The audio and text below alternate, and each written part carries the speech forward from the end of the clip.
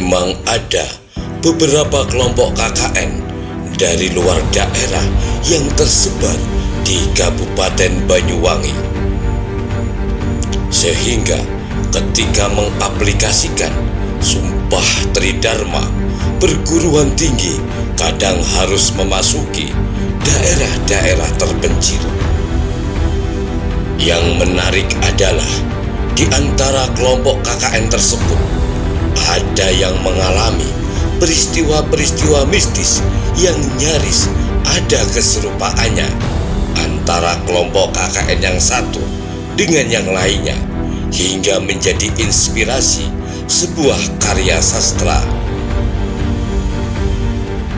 Salah satunya adalah yang sedang viral, yaitu KKN di Desa Penari, dan diangkat ke layar lebar, bahkan telah diputar di bioskop-bioskop seluruh Indonesia. Melejitnya film KKN di Desa Penari ternyata mampu menghipnotis di semua kalangan, dan ihwal kisahnya patut ditengarai berlokasi di Kabupaten Banyuwangi. Pemerintah Kabupaten Banyuwangi pun sigap memfasilitasi, menghadirkan seorang narasumber demi berkisah di hadapan Menteri BUMN Erick Thohir yang berkehendak mengetahui kisah nan senyatanya. Sebagaimana pemaparan narasumber dengan mengadopsi alur cerita yang konon berlokasi di seputar Rawabayu, Songgon, Banyuwangi itu, yang dipastikan sebagai Desa Penari, ternyata berbuah simalakama. Karena Kepala Desa Bayu sontak dengan lugas mengklarifikasi bahwa isi cerita yang disuguhkan ke menteri itu katanya hanya kebohongan belaka.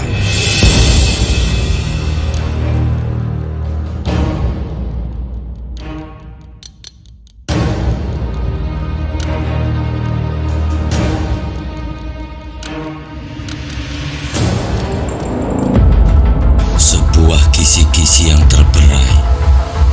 Ada yang mencoba memunguti, namun ada juga yang lalai. Jejak-jejak masa lalu itu pun seakan kini telah reinkarnasi menjelma bak selaksa misteri. Napak tilas penelusuran di antara pintasan dimensi tentang adanya ada dalam ketiadaan, jua tiadanya tiada dalam keberadaan. Jangan lupa klik like, subscribe, dan share. Ikuti dan saksikan petualangan wisata mistis bersama Denista Karisma Putra hanya di YouTube LSAP Banyuwangi Channel.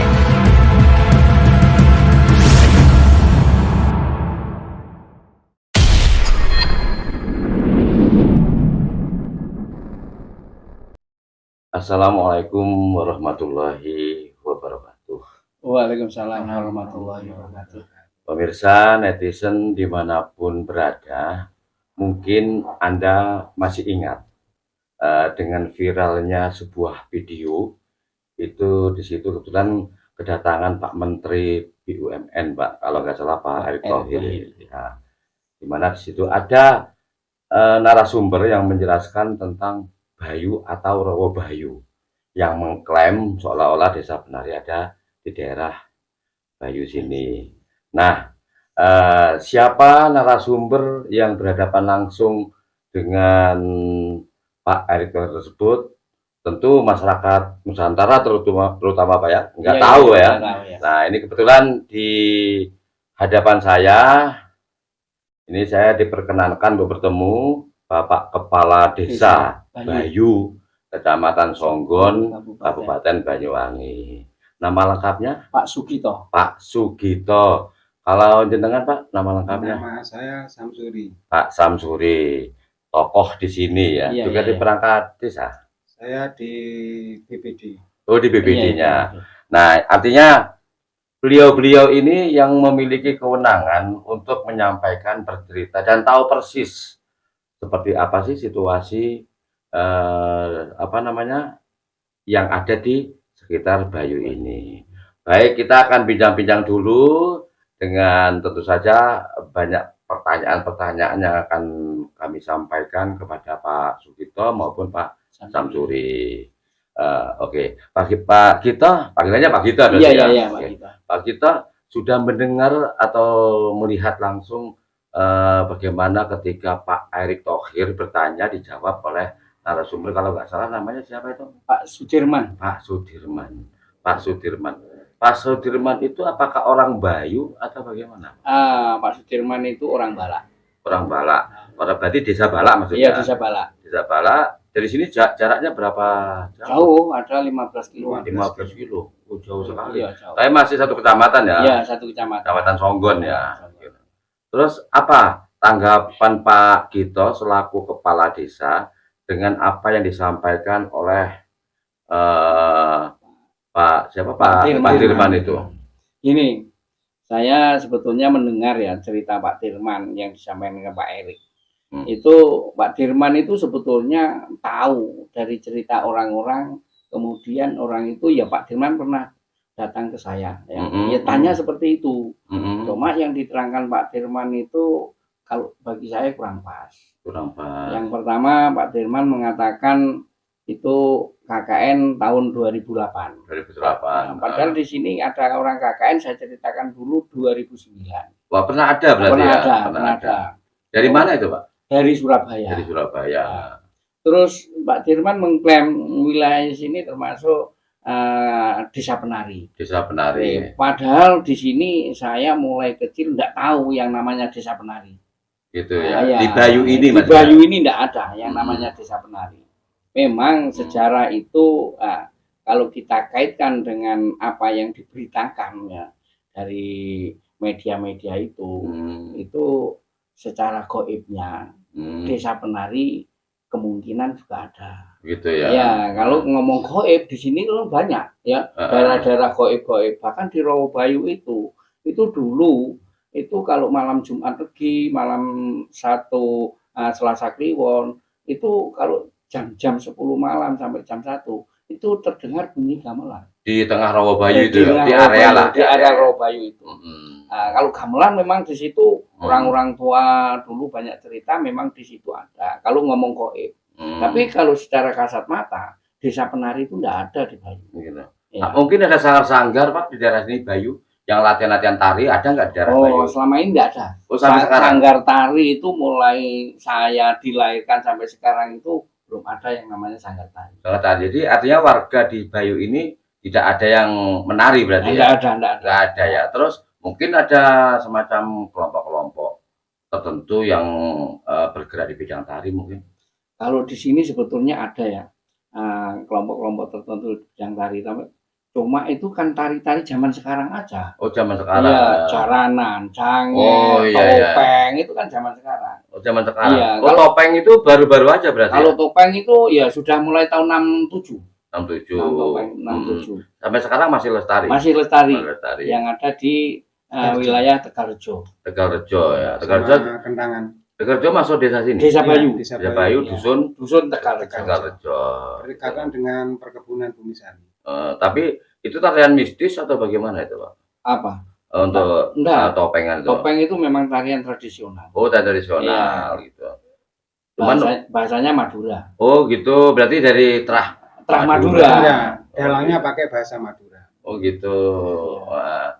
Terus kembali ke tadi ke Pak Dirman ya. Ketika beliaunya menjelaskan seolah-olah bahwa seperti yang diceritakan itu di sini adalah Desa Penari seperti itu. Terus menunjukkan foto-foto sendang. Itu sebenarnya foto-foto sendang itu foto-foto di mana itu, Pak? Saya sendiri ya kurang jelas ya. Nggak tahu dengan jelas sendang-sendang yang mana itu, karena di sini kan banyak sendang. Banyak sendang. Kalau di Rawabayu itu satu itu ada telaga. Yang di atasnya itu ada namanya Sendang Kaputren. Sendang Kaputren. Iya, yang di Nah, atasnya iya, itu ya. ada Sendang Wigonggo, Wigonggo. ada yang namanya Sendang nganu itu apa Kauripan, Kauripan. Kemudian Kamulyan itu. Itu di belakangnya situs pertapaan Prabu Iya, Tawangalun. Tawangalun. Iya. Kalau foto-fotonya menyerupai Kalau foto-foto situs itu. menyerupai. Itu kapan sih dibangun itu, Pak? Kira-kira Kalau itu dibangun ini sejak tahun 2004. 2004 ya. Itu justru pelakunya yang bangun itu saya. Oh gitu. Iya, itu bupatinya ini waktu itu Pak Ibu Nganu Bu Ratna. Bu Ratna, itu kita dapat suntikan dana itu dari Pak Winase. Dari Pak Winase. Iya, saya itu dikirim langsung oleh Pak Winase. Kalau Bu Ratna kan berkuasa 2005, Pak. 2005. 2005. 2005. Kalau 2004 itu masih Pak Samsul. Oh, berarti ya 2005 itu. 2005. 2005 sampai 2010. Nah, itu. Itu waktu itu membangun itu zamannya Bu Ratna. Bu Ratna, zaman Bu Ratna. Ya. Termasuk candi, Candi Macan itu, Putih itu ya. juga berarti ya? Iya. Oh gitu. Jadi itu mulai dari pertapaan Prabu Tawangalun sampai candi sampai di Sendang-Sendang itu waktu itu zaman bupatinya Bu Ratna, saya selaku kepala dusun. Ya, masih jadi kepala Iya, dusun. masih jadi Sekarang kepala menjadi Kepala kepala desa. desa. Pak, kembali tadi Pak. Iya. Katanya Pak Dirman itu sebelum bercerita ke Pak Erick Thohir datang ke penjenengan ya, Iya, untuk tanya banyak hal. Iya. Waktu itu yang ditanyakan tentang apanya, Pak? Waktu itu Pak Dirman menanyakan tentang peristiwa soal soal orang KKN, mahasiswa ya. orang mahasiswa. Heeh. Lah, saya menceritakan begini. Jadi pada waktu viral-viralnya tahun 2019 ya. Ya, betul. Nah, saya ini kebetulan jadi kepala desa, kemudian saya menanyakan kepada staf saya di Yang lama-lama. Iya, yang lama-lama di Kaur Kesra. Apa betul di sini dulu ada orang KKN? Nah, dia menceritakan ya itu memang betul tahun 2009 itu kepala desanya Pak Satrio itu ada orang 11 itu KKN di Desa Bayu dari Surabaya. Nah, waktu itu katanya ya dari Kaur Kesra menjelaskan bahwa juga dikasih kenang-kenangan. Terus kita cari di gudang itu enggak ketemu karena waktu itu sering gudangnya pindah-pindah. Ya, kita bongkar sehingga ada suatu kenang-kenangan dari itu enggak ketemu, mungkin ya sampai sekarang masih ketelisut, kita enggak tahu. Nah, terus sempat ya ada orang KKN, dia itu cerita, Pak, itu memang dia itu ke Rowobayu, kemudian pulangnya itu orang dua itu sempat pingsan. Nah, terus dicarikan orang tua di sana 3 hari nggak sembuh-sembuh, kemudian dibawa pulang. Nah, bawa pulang kemana itu? Ke Surabaya. Surabaya ya. Nah, terus informasi 2 bulan itu yang perempuannya meninggal, 3 bulan yang lakinya itu meninggal. Jadi 3 bulan itu orang tua itu meninggal semua. Oh gitu. Ya, itu cerita dari Kaur Kesra saya. Bahkan waktu pulang itu yang memberikan doa ya Pak Panoto Kaur Kesra itu. Kaur Kesranya. Waktu itu Pak Mudin ya. Pak Mudin. Seperti itu. Cuma saya gali-gali alur cerita ya.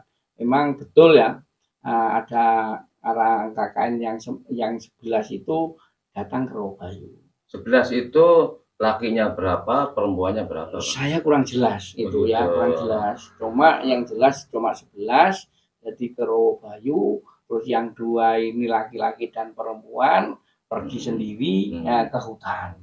Nah, tiba-tiba cerita dari orang 2 itu ya, dia sampai ke namanya kampung yang namanya Kampung Darungan. Kampung Darungan. Kampung Darungan. Yang hilang itu ya. Yang hilang. Padahal itu bukan Kampung Darungan. Sebetulnya itu kongsi. Kongsi Kongsi perkebunan Bayulor. Nah, kalau dulu kongsi kan bahasa Belanda. Nah, kalau sekarang dikatakan perumahan. Karyawan yang ada di bekerja. Di perkebunan Bayulor. Dari Bayulor itu ada kongsinya itu ada kongsi Klepa, ada Babian, ada Sebani, ada Bujuk, ada Darungan itu. Itu yang membuat semua dari pihak perkebunan. Terus ditinggalkannya mereka itu apa karena masa pekerjaannya, masa kontrak kerja habis atau bagaimana? Nah gini, waktu itu kan mulai tahun 2000 tuh perkebunan kan mengalami apa itu? Katanya agak bangkrut kan gitu. Jadi ada pengurangan tenaga kerja. Sehingga yang awalnya itu di situ ada orang 18, sehingga tinggal beberapa kakak kemudian dijadikan satu kedelepak. Sehingga mulai tahun 2000 ya, itu perumahan kongsi itu sudah ditinggalkan oleh karyawan. Karena kerugian dari pihak perkebunan. Bukan kerugian, dijadikan satu ke Telepa. Jadi karyawannya dijadikan satu ke wilayah Telepa. Disatukan di sana. Disatukan di sana di dekat nganu pabrik. Nah di situ mulai tahun 2000 sampai tahun 2009 itu kan nggak terawat. Oh gitu. Ya gedungnya sudah banyak yang rusak ya, terus itu rumput-rumputnya ya sudah enggak terawat ya. Terus nganu dengan apa suka sinlololol taman belukar itu sehingga kelihatannya memang seperti kampung yang ditinggalkan. Seperti kampung. Tapi seperti kampung yang ditinggalkan. Itu maknanya apakah warga yang meninggalkan rumah-rumah tersebut atau kampung tersebut, ataukah memang dari inisiatif pihak perkebunan yang tadi itu dipindah ke kongsi yang lain begitu Pak? Inisiatif perkebunan dipindah ke kongsi yang lain. Oh berarti bukan ditinggalkan. Bukan ditinggalkan ya. Dan sebagian warga itu ada yang memilih beli tanah di kampung, di kampung sini di Sambung. Orang dari mana aja itu Pak? Ya, yang asalnya bekerja di perkebunan itu, yang tempat di Darungan itu. Banyak yang pindah ke kampung. Pindah ke kampus ini di Sambung. Menjadi warga di sini sini. Terus Darungan sendiri apa masuk wilayah sini atau bagaimana? Masuk wilayah sini. Oh gitu. Ya, Darungan itu masih masuk wilayah dusun Sambung Rejo. Berarti ini yang dijelaskan oleh Pak Dito kepada Pak Dirman. Pak Dirman. Tadi disinggung masalah kenang-kenangan Pak. Iya. Masalah kenang-kenangan. Itu kenang-kenangan itu dari mahasiswa kepada Desa Bayu, ataukah mahasiswa mendapat kenang-kenangan yang seperti diklaim oleh Pak Dirman, diklaim dari pemilik atau penghuni kampung Desa Penari itu? Nah, itu mahasiswa itu memberikan kenang-kenangan kepada Desa Bayu. Oh gitu, sampai sekarang. Candramata. Oh, Candramata. Tapi sampai sekarang ini kita cari belum ketemu. Ingat nggak bentuknya apa itu? Saya sendiri kan nggak ingat karena waktu itu saya bukan kepala desa. Ya saya masih jadi kepala dusun, sedangkan cerita itu kan cerita dari Kaur Kesra. Pak Mutin lah. Pak Mutin. Kalau dulu apa sama Mutin. Berarti itu kenang-kenangan itu dari kelompok mahasiswa sejumlah 11 orang anak tadi memberikan kenang-kenangan atau Candramata kepada desa. Bukan mahasiswa tadi yang mendapatkan kenang-kenangan dari alam gaib, bukan itu Pak? Iya. Seperti itu, seperti itu Pak. Kalau menurut Pak Samsuri sendiri gimana Pak? Waktu Pak Dirman katanya saya dengar-dengar juga nemuin jenengan katanya itu. Kalau Pak Dirman nemui saya tidak terkait dengan Desa Penari Pak. Pada waktu itu dia menanyakan tentang terkait kepengurusan yang ada di LMDH. Di LMDH untuk penyangga hutannya itu berarti terkait itu, dan pada waktu itu yang menjadi ketua adalah Pak Sanoto. Itu tanya tentang itu yang terkait dengan LMDH itu. LMDH-nya ya. Tidak terkait dengan Desa Penari. Oke. Nah sekarang kalau Pak, saya mendengar dari sekilas cuplikannya ada satu kalimat di situ sempat Pak Dirman, dua hal yang saya tangkap Pak. Pertama, begitu tegasnya menyebutkan KKN tahun 2008 begitu ya. Terus begitu dikejar-kejar akhirnya tahun berapa tadi? Gitu kan? Ya, ada kan cuplikan seperti itu. Itu pertama. Kedua, di situ menyebutkan bahwa Desa Rowo Bayu. Bukan Bayu kan, Rowo Bayu. Sebenarnya seperti apa sih Pak dua hal ini Pak? Gini loh, karena Pak Dirman itu bukan orang asli sini, mungkin nggak bisa menjelaskan secara detail. Kalau Rowo Bayu itu bukan desa, ya Rowo Bayu itu merupakan suatu telaga, warna wisata, bukan istilahnya desa. Lah sedangkan Desa Bayu, kalau kita ngomong Bayu, ini Desa Bayu ini pecahan dari Songgon. Yang tahun 1997 itu mulai jadi Desa Bayu. Yang dulunya Bayu itu adalah dusun juga. Dusun Bayu. Ya, lah desanya masuk Songgon. Lah tahun 1950 dusun Bayu itu dipecah jadi 2. Dusun Bayu Rejo dengan dusun Sambung Rejo yang ada di sini. Ini ya, Sambung Rejo. Sehingga Bayunya ini sebetulnya mulai tahun 1771 sudah ada. Perang Bayu itu. Perang Puputan Bayu yang terkenal. Sebelumnya itu kan ketika Prabu Tawangalun datang ke sini tahun 1659 pertama datang sini kan sudah menyebut Bayu. Menyebut Bayu. Hanya Bayu ini sangat tua daripada Banyuwangi kan begitu. Sedangkan Bayu aja itu wilayahnya itu luas, mulai dari Bayu Kidul sampai Bayu Lor. Nah, sini pusatnya titik tengah. Nah, Bayu Kidul perkebunan, Bayu Lor juga perkebunan, kampung Bayu Lor dan kampung Bayu Kidul. Begitu. Iya. Terus hubungannya Pak Dirman dengan Rawa Bayu sendiri seperti apa sih sebenarnya? Sebetulnya saya itu ya juga heran kalau Pak Dirman itu mengatakan itu pengelola Rawa Bayu. Karena pada bulan puasa itu Pak Dirman kita undang ke desa sama Dinas Pariwisata. Saya tanya, sampean kalau mengelola Rawa Bayu atas dasar apa? Katanya MOU dengan pihak perhutani. Kalau memang MOU dengan pihak perhutani, tolong mana MOU-nya? Saya minta fotokopinya saja. Karena apa? Karena saya ini selaku kepala desa. Lah, Rawa Bayu itu masuk wilayah saya.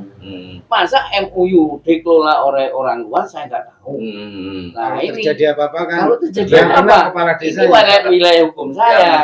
Ya. Makanya sebetulnya kalau Pak Dirman memberikan keterangan-keterangan itu sebetulnya nggak logis. Apalagi Pak Erick Thohir itu sebagai Menteri BUMN. Sebetulnya Pak Erick Thohir itu kan harus ke sini datang, bukan Pak Dirman yang memberikan keterangan penjelasan. Artinya kalau Pak Dirman bisa jadikan penjelasan bohong juga itu. Oh, berarti dalam hal ini ketika Pak Dirman dianggap memberikan penjelasan bohong kepada Pak Erick Thohir, berarti Pak Erick Thohir ini korban kebohongan. Lah iya. Begitu. Berarti apa yang diceritakan oleh Pak Dirman itu sama sekali Pak Dirman tidak tahu begitu. Iya, tidak tahu. Begitu. Sebetulnya kalau dia orang yang ngerti ya, kalau Pak Erick Thohir mau tanya desa wisata ya, terus mungkin wisata penari, kalau mengatakan Rawa Bayu ya diajak ke saya. Kalau nggak saya mungkin ke Pak Samsuri, orang Bayu yang tahu persis. Ya kasihan juga ya. Oh, iya. Orang Menteri BUMN dihapusi oleh narasumber yang tidak memiliki kompetensi. Pak, ketika menjelang datangnya Pak Erick Thohir ke Bayu ya, itu lokasinya di mana itu? Saya itu nggak tahu. Lokasi wawancara itu? Iya, wawancara itu nggak tahu. Mungkin di Pendopo. Pendopo ya, mana itu? Banyuwangi lah. Mana itu saya? Saya nggak tahu itu. Juga, gitu. Saya itu nggak tahu. Apa enggak di sini langsung? Enggak. Oh, berarti Pak Erick Thohir itu tidak wawancara di Bayu. Tidak di Bayu, di luar Bayu. Tapi bicara soal Bayu. Sebelumnya apa Pak, kita selaku kepala desa, katakan penguasa di Bayu ini apa enggak dapat pemberitahuan, Pak? Saya itu tidak tahu. Tapi pada tanggal 22 sampai 24 ya, itu Februari, saya itu ke Jakarta. Di antaranya saya juga mau menemui Pak Erick Thohir ya, sama ada 8 kementerian yang saya datangi. Kaitannya, Pak? Kaitannya memang dari Pak Erick Thohir itu kan kaitannya dengan perhutanan sosial. Karena perhutani itu kan di bawah naungan BUMN. Nah, waktu itu saya ingin saya ingin melepaskan diri dari perhutani yang ada di wilayah saya ini, mau saya jadikan perhutanan sosial, ingin mengeluarkan perhutani. Artinya harus secara mandiri ya. Secara mandiri. Ya, karena terus terang mulai dulu itu saya ya bukan saya sakit hati saya gini dengan perhutani itu ya. Wilayah saya ini diklaim oleh orang perhutani. Nah, saya tanya, Dasarnya apa? Berani ngeklaim wilayah saya. Katanya dasarnya peta tahun 1928. 1928 itu belum ada perhutani. Ya. Masa masih ada kehutanan. Ya. Sedangkan saya sendiri yang saya punya bukti fakta bahwa tahun 1915 ini sudah ada perkampungan. Memang betul kalau dikatakan kampung hilang. Ini ada 2 kampung yang hilang. Nah ini kampung yang hilang, ini betul. Ini diserobot perhutani. Serobot juga ya? Iya, lah ini tahun 1915 ini sudah ada kampung. Bahkan di tempat saya ini dulu tahun 67 mau ditanami bambu. Di daerah sini ya? Sini di rumah saya. Padahal ini titik tengah ya? Ini titik tengah. Nah ini saya punya bukti, ini kampung. Bahkan nenek moyang saya ini dulu sudah beradab tahun 1915, ini sudah ada di sini. Sudah ada nenek moyang sini ya? Iya, sudah ada. Makanya kok perhutani berani mengklaim. Itu dasarnya apa? Ya. Pak, ini ada di balik itu, Pak. Ada yang menarik juga, Pak. Ya. Kalau kita bicara flashback sejarah ya. Tadi kita sebutkan bahwa pertama kali tahun 1659 itu kedatangan Prabu Tawangalun bersama pengikut setia 40 orang kalau nggak salah datang ke Bayu. Pertama kali membentuk sebuah pedesaan. Bayu. Ya. Kemudian tahun 1771 ini kan menjadi markas perang Bayu itu dipimpin oleh Rempek Jokopati. Hanya begitu nilai sejarahnya luar biasa. Seperti yang disampaikan oleh Pak Sam itu kan banyak menemukan bukti sejarah ya. Nanti kita ungkap khusus itu Pak melalui ekspedisinya Pak gitu. Pertanyaannya begini Pak Gito. Pak Gito tertarik nggak menjadikan Bayu sebagai desa wisata sejarah? Gini, jadi saya mulai sudah 1 bulan ini, saya memang sudah kerjasama dengan BPD membuat perdes tentang desa wisata. Bahkan saya telah merancang, sudah membuat juga dengan BPD untuk membuat RT RW, tata ruang dan tata wilayah. Itu sudah saya rencanakan, sudah kita perdeskan. Yang ke depan juga kita Bayu ini saya jadikan desa wisata. Wisata sejarah. Ya, seperti pintu masuk itu kan ada Tetenger, Perang Bayu yang Rempek Jokopati sama Saywiwit kalau nggak salah itu ya. Memang kalau saya lihat gini ya, mengapa saya nggak mempunyai inisiatif ini Bayu itu menjadi desa sejarah, wisata sejarah? Karena tahun 600-an itu sudah ada yang namanya Babat Tawangalun. Tahun 1771 ini masyarakat Bayu dipimpin oleh Rempek Jagapati ini juga mengusir Belanda yang dikenal dengan Perang Puputan Bayu. Bahkan hari jadi Banyuwangi ini diawali mulai tanggal 18 Desember tahun 1771 yang terkenal juga di Bayu. Itu berarti mereka berguru kepada Bayu. Berarti Bayu di sini kan nilai heroisme, kepahlawanan yang luar biasa. Makanya kalau pemerintah daerah, kabupaten, kok lupa dengan Bayu, kualat itu besok. Oh gitu ya? Oh iya. Berarti durhaka itu? Oh durhaka, sejarahnya Banyuwangi dari Bayu kok. Bayu disia-siakan. Ya, termulai Prabu Tawangalun, Rempek Jokopati. Oke Pak, tadi Pak kita ini sempat menyinggung berjuang bagaimana perhutani lepas daripada area Rawa Bayu supaya tetap dikelola secara mandiri. Kira-kira sejauh mana hasil perjuangannya? Apa sudah direngkuh Pak Desa Bayu atau bagaimana Pak? Ya sekarang kita kan berjuang melalui instansi yang terkait termasuk ke KLHK. Dulu itu kemarin saya juga ke KLHK menemui Ibu Siti Nurbaya ya dengan teman-teman juga ke sana. Nah ini pun sekarang SK Kuling KK sudah turun. Sudah turun. Soal apa itu Pak? Soal pengelolaan perhutanan sosial. Oh, gitu. Sehingga nanti untuk Desa Bayu itu ada seluas 796 hektar. Ini akan dikelola menjadi perhutanan sosial yang nanti pertanggungjawaban dari LMDA itu bukan ke perhutani tapi ke KLHK. Dan sharingnya akan masuk ke kas negara. Oh gitu. Itu harapan saya. Iya. Jadi betul-betul mandiri dan di sini secara independen masyarakat ini bisa ngelola dan mendapatkan PAD tentunya ya. PAD. Sedangkan di sini ini dulu kalau kita lihat sejarah perhutani tidak ada. Yang ada ini di sini HGO. Kalau Perkebunan iya berarti. di perkebunan, jadi mulai tahun 1915 itu yang ada RFV itu bahasa Belanda. Kalau sekarang RFV itu adalah HGO. HGO. Nah, jadi dulu itu perhutani itu HGO yang bongkor ditanami, Dicaplok oleh perhutani. Lah awalnya di sini ini tahun 60 itu ditanami bambu karena mensuplai ini pabrik kertas Basuki Rahmat.